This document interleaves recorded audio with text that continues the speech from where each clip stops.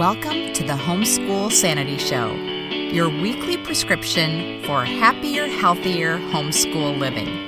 I'm your host, Dr. Melanie Wilson, Christian psychologist turned homeschooling mother of 6.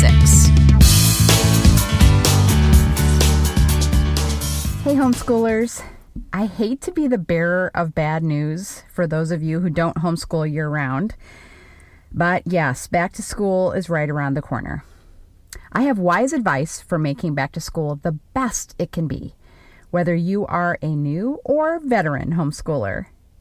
This episode, we will discuss 6 mistakes that veteran homeschoolers don't make when it comes to back to school. But first, I would like to thank our sponsor, Truth Seekers Mysteries, for sponsoring the podcast. Let's face it, Christian kids are leaving their faith in droves despite all our best efforts.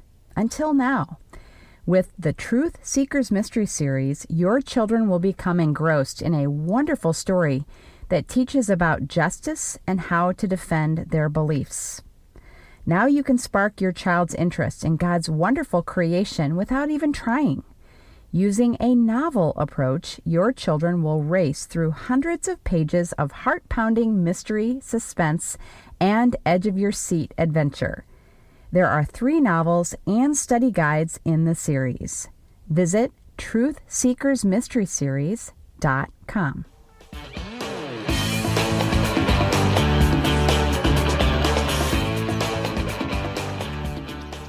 Now for this week's topic. How can we get ready for back to school in the best way possible? We want to avoid making these 6 common mistakes.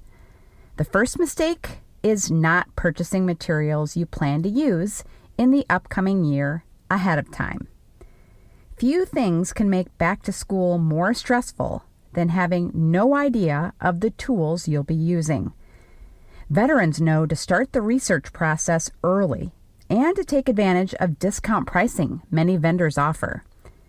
Securing your materials early allows you to do some critical planning for the year ahead. While I don't recommend planning your entire school year lesson by lesson, I do recommend that you review your materials so you can plan your students' time accordingly. You'll want to make sure you not only purchase curriculum, but any supplies you need. Now is the time to buy school, art, and science supplies so you're not missing sales or having to pay for expedited shipping.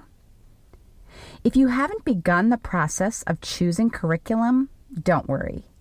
I have guides that will help you choose the best science, language arts, and math curriculum for your family. Check the show notes for these super helpful handouts that include links to the best reviews for each curriculum. If you have been considering using Grammar Galaxy, the elementary language arts curriculum that kids beg to do, I have good news for you. Through the month of July, use code JULY18 to save 10%. Go to grammargalaxybooks.com/shop.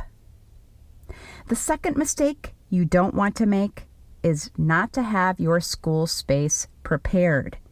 If your children don't know where to look for their daily schedule, their individual books, or their materials, you're going to be stressed because your kids will be stressed. Your primary school storage space does not have to be IKEA beautiful, but it does have to be user-friendly. Make sure your children can remove books from bookshelves and colored pencils from their container without creating a mess. Make sure that even the laziest child or teacher can replace materials easily. My kids' books don't look as neat piled on shelves as they would in bins, but my kids are more likely to put them back on the shelf when it's just putting them back on the shelf. If the thought of organizing your school space sends you into a panic, commit to spending just 5 minutes a day there until it's ready. I promise you that you will make progress even at this rate. Begin by removing things that don't belong because you aren't using them. Don't worry about selling or even donating them at this point. Just put them out of sight for now. Remove everything from one bookshelf or cubby at a time and clean it. You will do better if you replace things without purchasing containers to begin with. I had a mountain of plastic containers at one time. You definitely want to see what you have before purchasing new organizing supplies. A third mistake veteran homeschoolers don't make for back to school is not making back to school special. Normal kids resist back to school. Even though they're likely bored with a vacation routine, they will complain about having to do traditional studies. Whenever we have to do hard things, a great strategy for motivating kids is to look for a way to make it fun. Back to school is a fantastic opportunity to model this. I had surprised my kids on the first day of school for many years now. The anticipation of the surprise tends to block out any negativity. Believe me, it will reemerge later, but my back-to-school surprises get us off to a great start. Some ideas for you to consider are a special meal, a field trip, and games. Some moms like to make a special breakfast treat just for back to school. It might be pancakes in a special shape or cinnamon rolls that take forever to bake but are so delicious. You might consider taking the kids out for breakfast. I took mine to Waffle House one year and they loved it. Another idea for a back-to-school surprise is to not do school at all. One year, I surprised the kids by taking them to a local theme park that was still open. That is one of our favorite memories. If you like to make this idea more educational, consider taking the kids to a park, as I did one year. We took out paddle boats and got some exercise after enjoying a picnic lunch. Still, another idea is to make back to school special with friends. Plan your back to school with another homeschooling mom. You could have a whole day of fun activities like an egg toss or a water balloon fight. This is a great idea if your local support group doesn't offer a back to school party like mine does. Finally, you could give your kids new school supplies in a fun way. Send them on a scavenger hunt to find them. I'm going to give you a link with more ideas in the show notes at homeschoolsanity.com/6back-to-school. A fourth back-to-school mistake veteran homeschoolers don't make is not meal planning. New homeschoolers are often most concerned with curriculum and forget that they will have to plan lunches for their kids. And when you're caught up in the school day, dinner time arrives quickly. No matter how wonderful your school day was, dinner chaos has the capacity to end your day on a sour note. Pretend that you're going to have a new baby, even if you aren't. Homeschooling is your new baby. You will be teaching your children full time. Spend some time making plans with shopping lists for quick, popular meals. In your meal planning, make sure you include meals the kids can help you make. If your child can operate a can opener, he or she can make chicken tortilla soup for the family. Check the show notes for the recipe. If you'd like to make cooking a part of your homeschooling this year, consider the excellent Kids Cook Real Foods curriculum. I'll include a video review in the show notes or go to psychowith6.com/kidscook. If you'd like to take meal planning a step further, get some meals put into the freezer.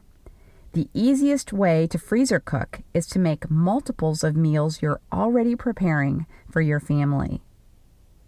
A fifth back-to-school mistake veteran homeschoolers don't make is having unreasonable expectations for the school year. If you are a newer homeschooler or just more of a dreamer, it's easy to have high expectations for the coming school year. A child's newly discovered special need, the toll of seasonal affective disorder, or the flu bug that hit hard last year, we are certain they won't be an issue this year. To some extent, our idealism serves a good purpose. It gets us back in the saddle in homeschooling again. But in another sense, our overly optimistic expectations set us up for discouragement. I'm certainly not advising you to consider everything that can go wrong. It's important that we have a positive outlook on what we and our children can accomplish in the Lord's strength. But this year, let's be sure that our goals and expectations can be met. What would a normal, somewhat lazy teacher and students be able to do given your commitments and lifestyle? If you have a learning center on Monday and you've never been able to get school started up again when you get back home, don't plan to do school at home on those days. I know, it's heresy. I would much rather have you be disappointed in having lower expectations now than disappointed by having your unreasonable expectations unmet later. Plan to do less so you are more likely to achieve your goals. It's better to do more than you planned than less. Make your homeschool plan easy for your kids and watch their motivation soar. In addition to keeping our expectations in check by having reasonable goals, each week of your homeschool, consider any obstacles that will stand in the way of you getting things done. I prompt homeschooling moms to consider this in the Organized Homeschool Life Planner. I ask them to not only consider what may get in the way during the upcoming week, but how they will overcome that obstacle. For example, if you're going on vacation this fall, plan for how to transition the kids back to a regular school routine. It won't happen automatically. Finally, veteran homeschoolers don't make the mistake of not having a plan to keep the momentum going. We homeschooling teachers tend to be pretty good at planning those first days or weeks of school. We have our curriculum, space, meals, and reasonable goals in place if you've been following along. Now we have to have a plan for keeping our homeschools running smoothly. You need a chore plan. Any chore plan will work, but you need a way of making sure that your kids are helping you maintain your home. Public school kids have to clean up too. In a previous episode on organizing, Fly Lady gave us wise advice for cleaning up after every subject.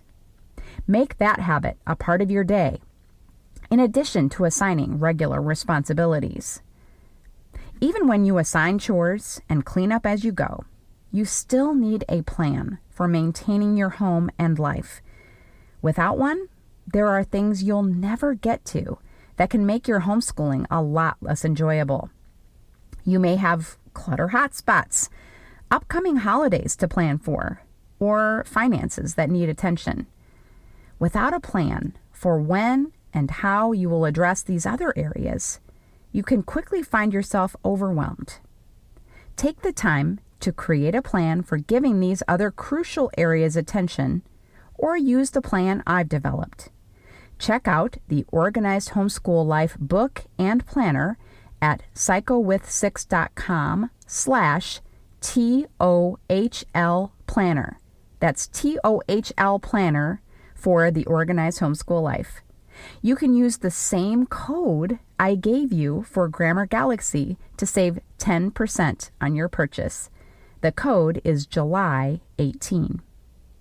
If you avoid these 6 back-to-school mistakes, you are well on your way to having a peaceful and blessed back to homeschool. Have your curriculum, school space, special back-to-school surprise, meal plan, reasonable goals, and maintenance plans ready. That is my prayer for you. To find any of the resources and materials I've mentioned in this episode, go to psychowith6.com/6back-to-school.